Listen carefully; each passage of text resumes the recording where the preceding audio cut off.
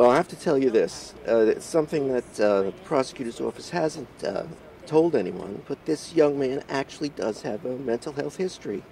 It's not extensive, but I've learned through my investigation that this November he was in a situation where he actually called the Lodi Ambulance Corps himself to take him to the hospital because he said he was feeling crazy or something. And they did take him.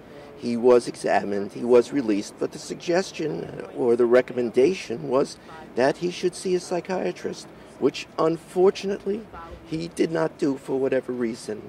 That's an indicator of something. It should be to everyone that this is a person that has problems.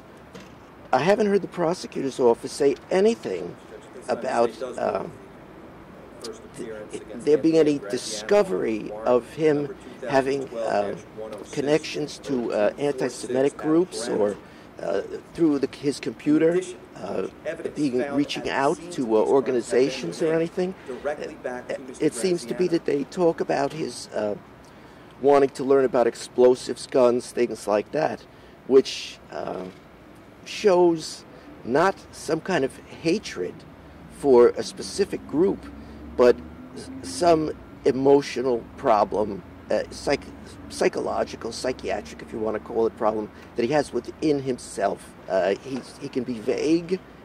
He can be maybe even delusional, might even be a word at times. And I would take with a grain of salt anything that he has said. Evidently, he's made a large and complete statement to the prosecutor's office, which they're taking as the God's honest truth. I think there are probably many things that they're depending on that he said that are probably not true, fabricated.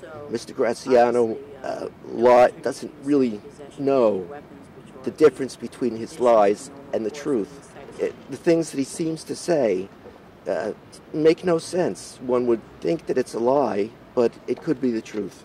Are you considering an insanity defense? Of course that has to be considered. Do you